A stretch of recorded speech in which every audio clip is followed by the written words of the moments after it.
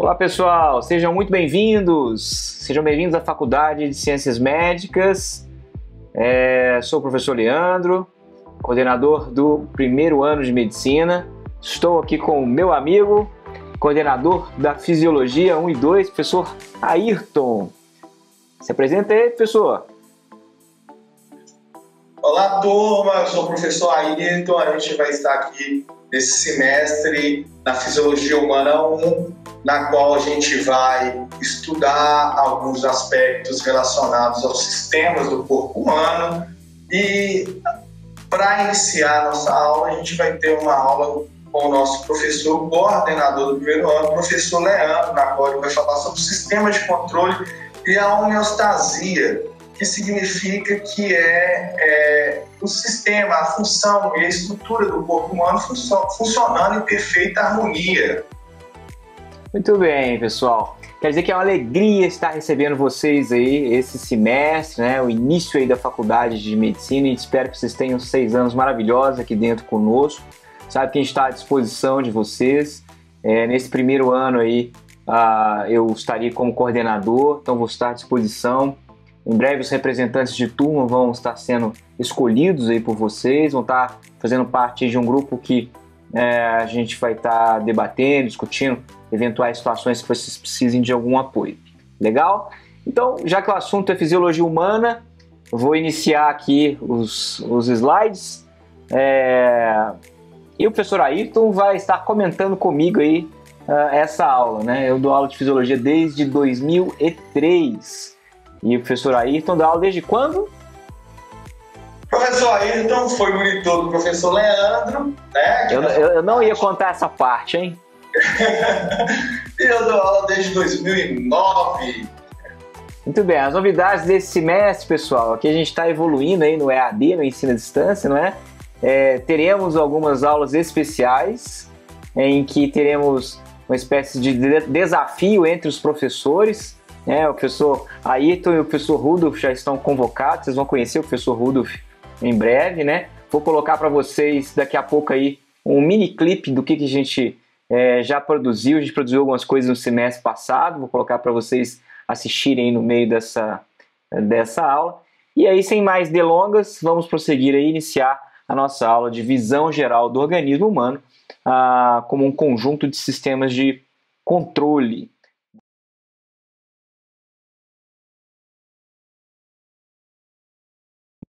Então, olha só, a fisiologia, ela vem do grego physis, natureza ou funcionamento, e logos, a palavra estudo. O que significa isso? É o estudo da função, é o estudo de como o nosso corpo funciona. Então, se lá na anatomia vocês vão ver as partes, vocês vão estudar as estruturas anatômicas no macro, e lá na histologia vocês vão estudar as lâminas, vão ver os cortes dos tecidos, vão ver o micro. Aqui na fisiologia, né, professor Ayrton, nós vamos ver o quê? Nós vamos ver, você já está na tela novamente comigo aqui, né, sempre vou avisar que nós estamos fazendo um sistema de transmissão novo aqui, né? Nós vamos ver o quê? Nós vamos ver como as coisas funcionam. Professor Ayrton, como o músculo funciona? Fala rapidamente pra gente aí. Isso aí, professor Leandro. O músculo funciona através de um estímulo motor, de um controle motor que vem através de um estímulo cerebral, através do córtex motor, que vai mandar um potencial de ação para o músculo, e assim o músculo vai contrair voluntariamente. E existem também os músculos que contraem involuntariamente. Então, esse estudo funcional e como as coisas funcionam de maneira adequada no nosso organismo é o que a gente vai ver na fisiologia. Muito bem. Então, como vocês podem ver, é o estudo da função. Professor Ayrton, me conta uma coisa. Esses dias eu andei andando muito de bicicleta e tô sentindo dor pra caramba na minha perna. E aí o programinha que me ajuda lá no meu treinamento virou e falou comigo assim: descanse durante 72 horas. E eu estou obedecendo à risca. Você acha que eu devo obedecer direitinho? Ou você acha que eu posso amanhã treinar novamente? Olha, professor Leandro, eu acho que se você utilizou muita musculatura dos membros inferiores no seu treino de bike, na sua mountain bike, que você costuma fazer em Nova Lima, nas montanhas de Minas, pois bem, eu acho que 72 horas, no final das contas, eu acho que é um descanso legal para evitar a fadiga muscular, porque a fadiga muscular é um evento que é fisiológico, acontece. Será que eu exagerei?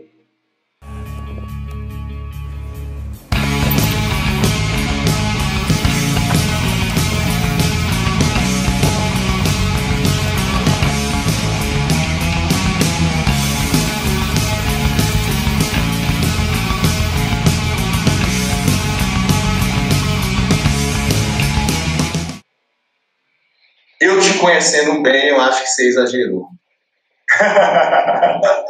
Eu acho que você exagerou, porque você, pelo seu histórico de atleta, aí você vai contar no passar dos dias, das semanas, e que os nossos queridos novos alunos vão entender que você, desde de 20 anos atrás, você é um atleta. Igual eu também sou um atleta, você é um atleta.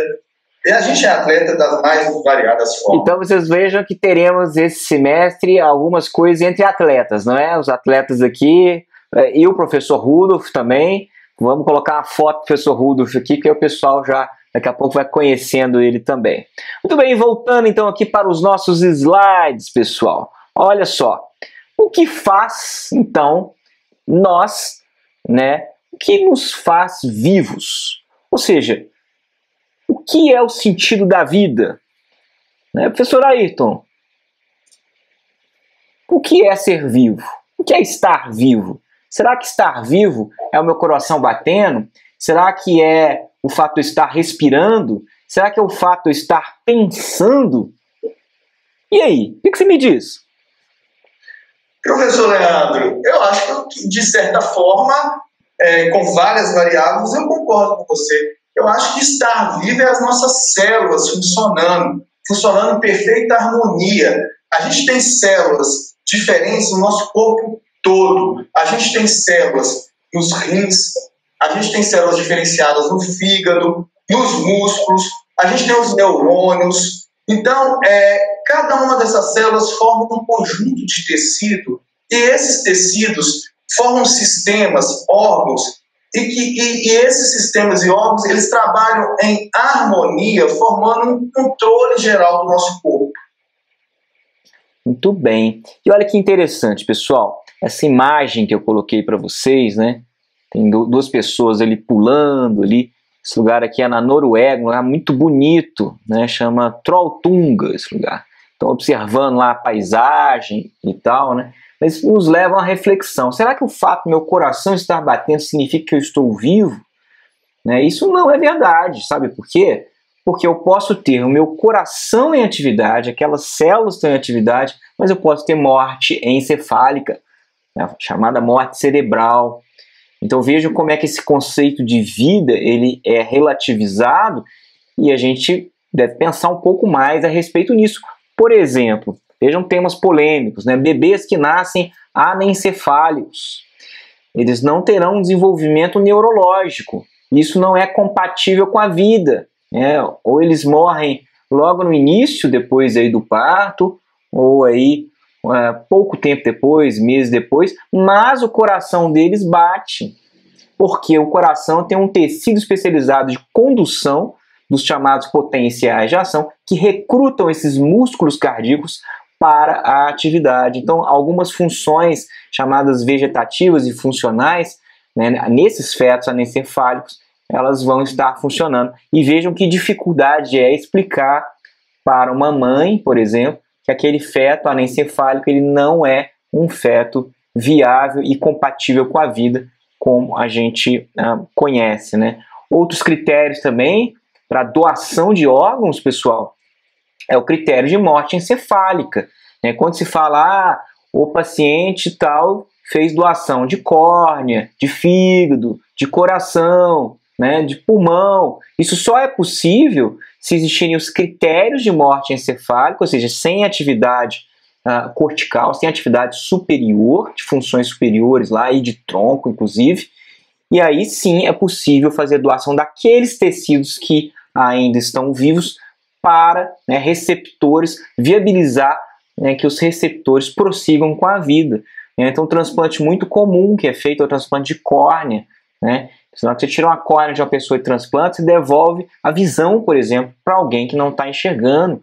Quando você faz um transplante de fígado, por exemplo, você devolve a esperança, a expectativa de vida para o paciente que recebeu de prosseguir ali da melhor forma que for possível. Então vejam que esse conceito de vida, ele é um conceito bastante amplo, não é?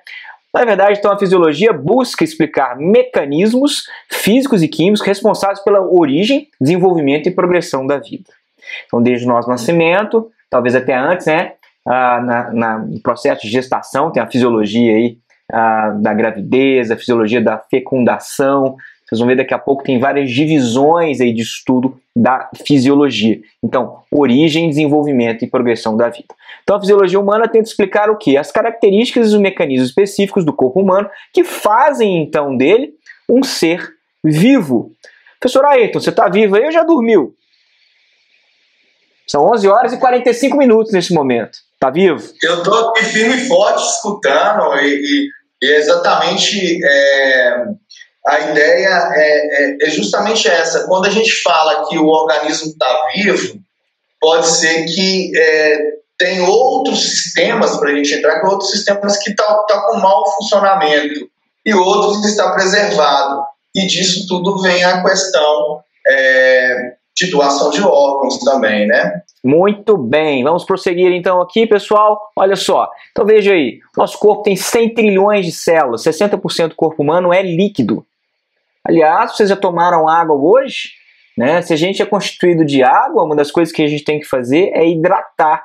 Né? Quando a gente é mais novo, né? Crianças, bebês, o nosso corpo, a composição pode chegar ali a 80%, 90% de água. Né? Vejam lá, essa relação aqui do intracelular e extracelular é o conteúdo que está dentro das células e fora das células. Existem trocas do chamado leak e do leque, que vocês verão com o professor Ayrton nas próximas semanas. Mas vejam lá como é que essa troca acontece através de membranas permeáveis e semipermeáveis. Ou seja, a propriedade seletiva da membrana celular é que vai permitir com que existam trocas aí entre os meios. E vejam aí essa exemplificação aqui. Estou chamando a atenção aqui de sódio, potássio e cálcio, que são 3 íons que a gente vai debater bastante nas próximas semanas, porque vamos falar de potencial de membrana, de potencial de ação, vai falar aí também de contração muscular, mecanismo de contração muscular, utilizando aqui o cálcio, e vejam que essas substâncias têm concentrações no leque, líquido extracelular, e no leak. Né? O sódio, por exemplo, ele está em maior concentração ali no leque. Já o potássio está em maior concentração ali no leak. Professor Ayrton, conta pra gente, o que a gente tem que saber esse negócio aí de sódio, potássio, o que rola na hora que o sódio entra e o potássio sai? Fala pra gente aí.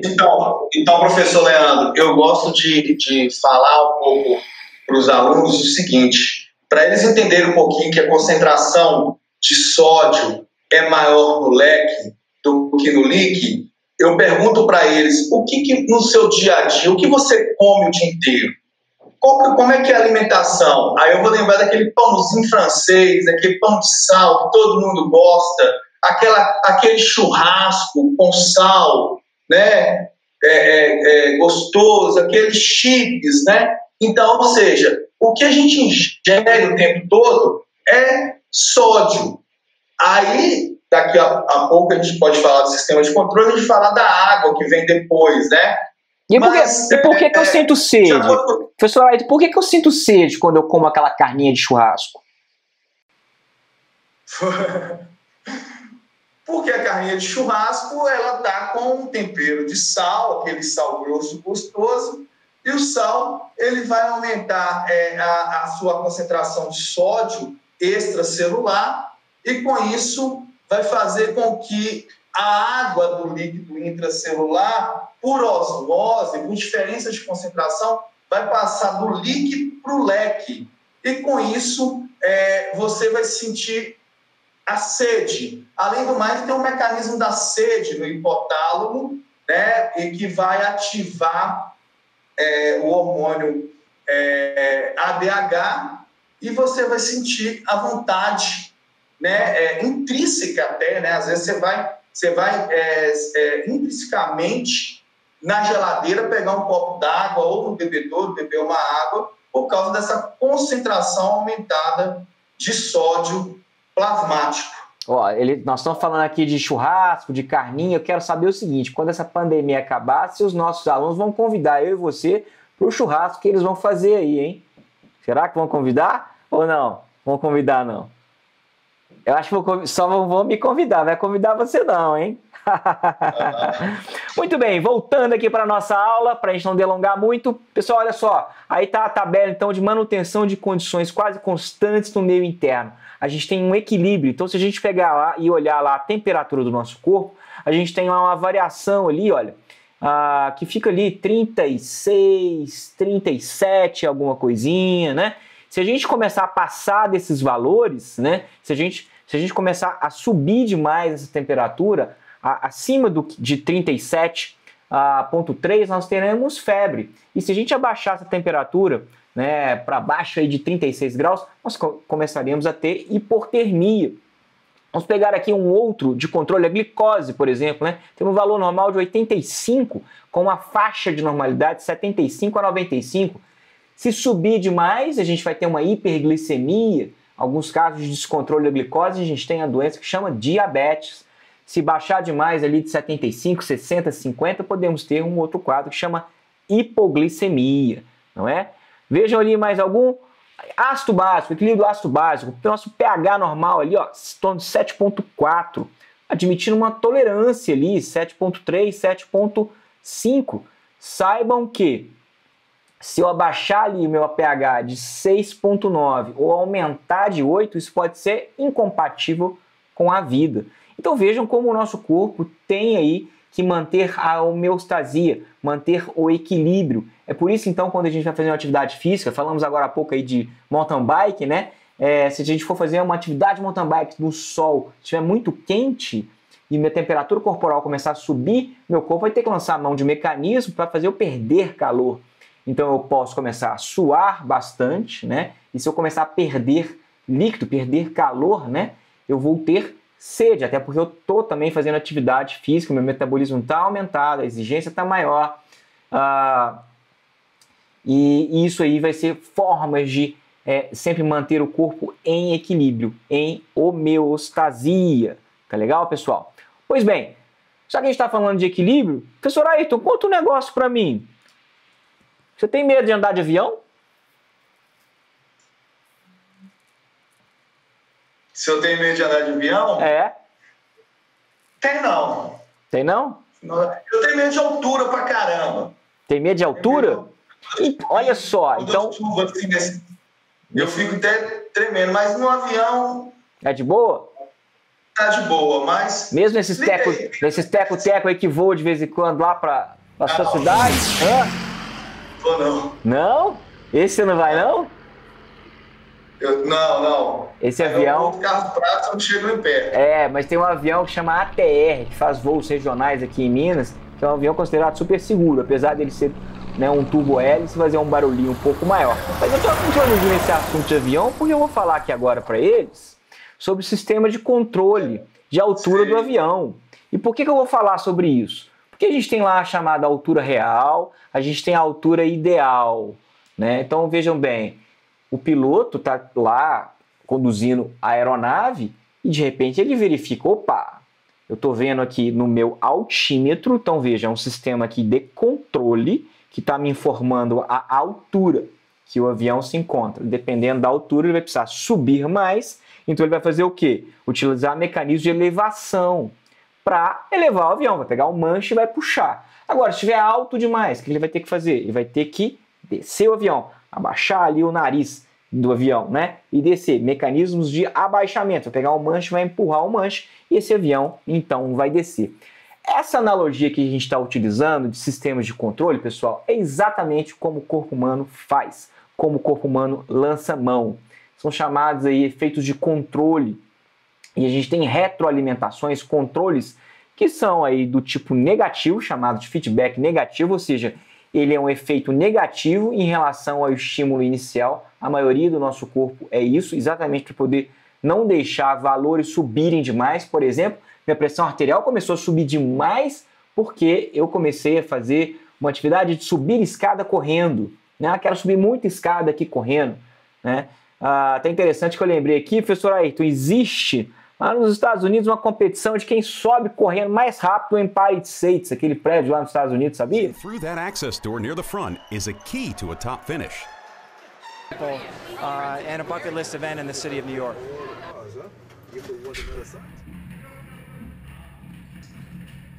Revisiting highlights from earlier years of the event, the men leaders fly up early in the climb.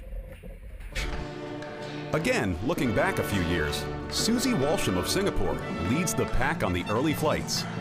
No question, pacing is key.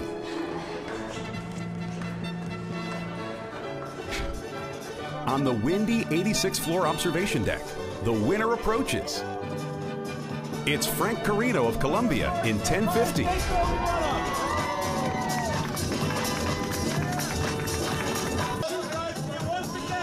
Then, Susie Walsham takes her 9th overall victory in 12:56. Sixth floor awaits.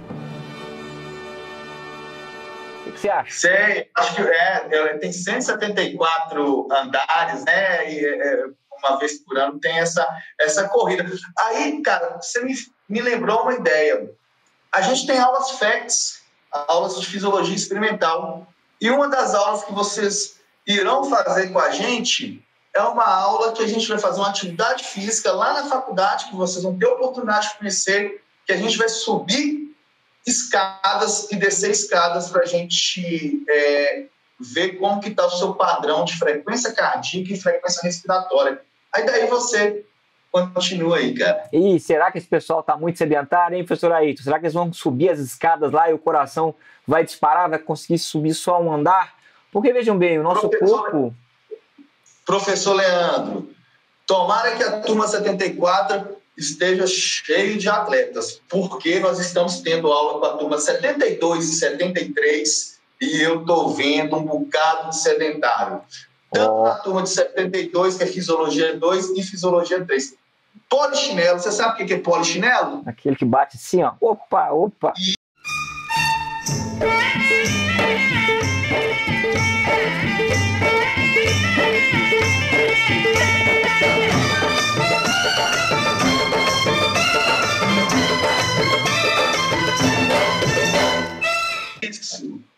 A turma não está sabendo fazer polichinelo. Tomara que a turma 74 consiga fazer polichinelo.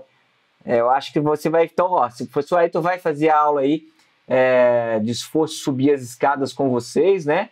E aí vamos ver como é que vai estar o condicionamento lá. Espero que vocês consigam subir mais do que um andar, né? Porque se subir um andar só estiver cansado, aí vai ter que treinar, porque vai estar sedentário, não, professor? Muito bem, pessoal. Então, voltando aqui para a nossa apresentação, vejam lá, então, que existe também o chamado efeito de ganho, ou amplificação, feedback positivo.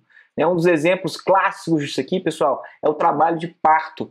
Na hora que a mãe, né, a parturiente está ali dando à luz, as contrações vão ali aumentar, as contrações de expulsão lá do feto, né, vão aumentar até que ele passe ali pelo canal vaginal. E aí, então, tem ali o nascimento. Você imagine, se essas contrações iniciam e, de repente, acontecesse um efeito de feedback negativo, as contrações iriam diminuir.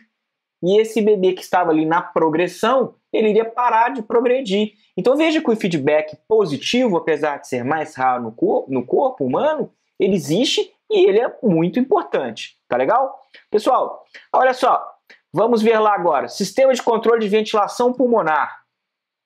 Temos aí a ventilação real. Vamos supor, estou aqui nesse momento dando aula para vocês, estou aqui no ambiente, nesse estúdio, né? Depois a gente mostra para vocês o nosso estúdio Tabajara Productions, não é isso, professor Ayrton? Depois a gente vai mostrar como é que a gente montou o estúdio aqui para poder gravar para vocês, não é? Can't you see? Graças a Deus. Life's easy if you consider things from another point of view. Yeah.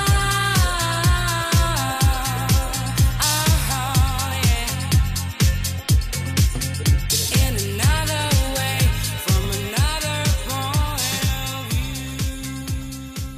view.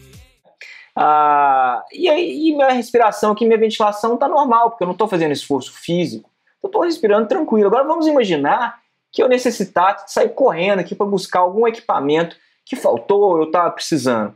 Minha musculatura ia necessitar de mais fluxo sanguíneo, consumo de oxigênio ia aumentar, a necessidade aí, de nutrientes também ia aumentar. Consequentemente, eu ia ter que aumentar a minha velocidade, meu padrão ventilatório. É isso que acontece com a gente quando a gente está andando, de repente você dá um sprint na rua para acabar de atravessar a rua ou para chegar mais rápido em algum lugar, corre para poder pegar um ônibus ou corre da chuva, por exemplo, né, para a chuva não te pegar. Enfim, você vai ter alterações aí, né, desses estímulos que vão modificar a profundidade e a frequência da respiração, adotando um novo padrão, né, que você está necessitando por aquela mudança que foi posta na situação aí do seu corpo. Então, os ajustes de controle do nosso corpo são sempre ajustes pensando para manter a homeostasia. Por que meu padrão ventilatório vai modificar? Porque os meus tecidos vão precisar de mais oxigênio. Se os meus tecidos precisam de mais oxigênio, se eu não mudar o meu padrão ventilatório, A frequência cardíaca acaba subindo muito. A necessidade tecidual acaba aumentando muito também. Eu continuo gravando que eu não consigo mais falar. Eu não vou ter oxigênio disponível para os tecidos. Meus tecidos vão então começar a sentir falta de oxigênio e alguma coisa ali vai fazer você parar. É isso que acontece normalmente com as pessoas mais sedentárias que iniciam a atividade física, começam aí a correr e de repente, após um quarteirão, estão aí colocando meio palmo de língua para fora e são extremamente cansadas. Por que elas estão cansadas, meio palmo de língua para fora, professor Ayrton? Professor Leandro, eu vou relembrar da corrida das ciências médicas. Essa foi você que me levou, hein? Essa foi você que me levou para essa corrida, hein? Então, a gente tem a corrida das ciências médicas que, infelizmente, esse ano, provavelmente não vai ocorrer por causa da pandemia da Covid-19, mas eu e o professor Leandro, a gente, desde 2014, a gente participa da corrida das ciências médicas, mas quando a gente começou em 2014 a fazer essa corrida no Parque Municipal, que a gente criou, né? No final, estava eu e o Leandro correndo junto. Aí o Leandro falou assim: minha frequência cardíaca está chegando a 200. É verdade. Você lembra disso? É verdade. Aí você mesmo falou assim: não, mas dá. Eu falei assim: dá. Mas a gente estava hiperventilando, eu e você, um do lado do outro, hiperventilando. Por quê? Porque a nossa demanda de oxigênio tecidual estava muito maior, a gente estava precisando de muito mais oxigênio para a famosa respiração celular do que a gente conseguia captar. E acabava que a gente entrava, né, num metabolismo anaeróbico. E isso, 3 dias depois, a gente sentiu na pele não, nos músculos, né, a gente sentiu, principalmente nos membros inferiores, as famosas dores musculares devido ao acúmulo de ácido lático, que é decorrente do metabolismo anaeróbico. A verdade é que quando a gente começou a fazer essa corrida, eu estava destreinado, o professor Ayrton também estava destreinado, né? São tempos aí remotos aí que a gente voltou aí a fazer uma atividade física mais regular, não é isso? Muito bem, prosseguindo então aqui nos nossos slides, pessoal, está quase terminando. Controle do débito cardíaco, vejam bem lá, né? Débito cardíaco real, débito cardíaco ideal. Então, pessoal, então se o corpo está precisando de mais sangue, o que vai acontecer? O coração vai ter que fazer a alteração ali do grau de distensão dessas fibras cardíacas, tá bom? Vai alterar ali o volume que ele consegue receber e vai debitar, regulando essas fibras musculares aí do coração, aumentando aí a força ou a frequência de sua atividade. Pessoas que são mais bem treinadas aumentam a força dessa contratibilidade dos músculos, né? E quem não tem tanto treinamento vai aumentar mais a frequência. É por isso que pessoas sedentárias acabam interrompendo a atividade física porque a frequência cardíaca começa a subir demais. Pessoas bem treinadas não precisam aumentar tanta frequência cardíaca porque elas utilizam aí a força de contração para aumentar esse débito cardíaco aí. Muito bem. Feedback então negativo, né? Como a gente falou, se eu estiver precisando, por exemplo, de mais oxigênio, né? Uma das coisas que pode ser regulada aí é você aumentar aí a ventilação. Se o meu oxigênio está baixando, eu vou aumentar a ventilação para propiciar mais oxigênio. Agora vamos imaginar aí que eu estou com um aumento de CO2. Por quê? Porque eu estou prendendo a respiração. Tampei o meu nariz aqui, ó, e estou segurando aqui, prendendo, o CO2 começa a aumentar. Se esse CO2 começa a aumentar demais, vai interferir no meu pH, vai interferir em algumas funções. Então, se isso aí vai acontecer, o que meu corpo vai ter que fazer? Está aumentando o CO2, ele vai ter que abaixar esse CO2. Então, uma das coisas que vão acontecer é a modificação do padrão ventilatório, né, através de um centro que chama centro pneumotáxico, que fica lá em uma área entre o bulbo e a ponte, que é o chamado centro respiratório, pauta da nossa aula lá de fisiologia respiratória, controle neurológico da respiração. Feedback positivo, como a gente já havia mostrado para vocês aí, falado para vocês, na verdade, estou mostrando agora, né, as contrações aí, né, os estímulos para que o parto aconteça, a descida desse bebê aconteça, né, existem vários períodos aí, períodos de contração, período expulsivo. Se essas contrações aí diminuem, o que acontece é que a progressão desse bebê para, e aí esse parto não vai acontecer por vias naturais, provavelmente vai ter que ser convertido para outro tipo de parto, né? Ou vai ter que ter auxílio de instrumentos como o fórceps, né? Então vejam o feedback positivo, né? Essas contrações estão vendo aqui, vão aumentando, e elas têm que aumentar muito para que sejam eficazes, e então esse bebê venha ao nascimento.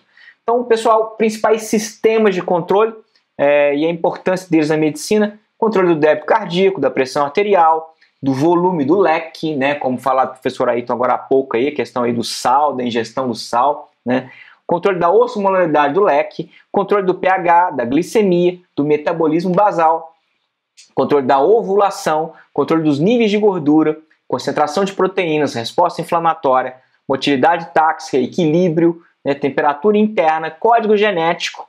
E é isso. Professor Ayrton, você está novamente agora. Conta para mim aí, qual desses controles aí você gosta mais? Controle da PA. Da pressão arterial. Muito bem. Sua pressão arterial é boa, professor Ayrton? Oi? Sua pressão arterial é boa? A minha pressão é boa, cara. Pô, eu tenho 36 anos e estou com uma pressão arterial muito boa. Inclusive, nesse tempo de pandemia, eu aumentei aqui dentro da minha casa a minha atividade física, coisa que eu e você, a gente gosta muito de fazer, né? Então, assim, eu gosto, sabe de quê? Eu gosto da angiotensina 2. O que é angiotensina 2? A angiotensina 2 é um hormônio que regula vários tecidos e órgãos do nosso corpo a despeito de uma perfusão tecidual baixa nos rins. Isso significa o quê, alunos? Significa que a pressão arterial do indivíduo está baixa. E nesse momento, o rim recebe essa informação e um hormônio chamado renina começa a ser produzido, e com a renina vem outros hormônios até chegar na angiotensina 2. E aí a angiotensina 2 age em vários sistemas e órgãos do nosso corpo a fim de segurar o volume, segurar o líquido do nosso corpo para retornar a nossa PA nos valores normais. Então é um exemplo clássico e que eu gosto muito de feedback negativo. Muito bem, muito bem. Chegamos então, pessoal, ao final aí nessa apresentação, dessa primeira aula introdutória. Mais uma vez aí, nossa alegria de estar mais um semestre aí com todos, colocando toda a equipe à disposição. Espero que vocês tenham ótimos momentos conosco. E é isso, recadinho final do coração, professor Ayrton. Recadinho final. De paixão do nosso coração, vocês vão entender o que é ciências médicas no decorrer dos períodos, mesmo estando no ensino remoto, a gente está muito perto de vocês, e no que vocês precisar, a gente está junto para a gente conseguir que vocês obtenham as competências plausíveis de se tornar um bom médico, uma boa médica e ter uma carreira de sucesso nesse futuro. A gente está aqui com todos os dispositivos e todas as competências, todos os ensinos para que vocês adquiram a competência de ser médico, e vocês vão entender isso com o tempo. Muito bem, pessoal. Era isso então que a gente tinha para falar com vocês. O nosso abraço, beijos aí e até o nosso próximo encontro. Tchau, tchau.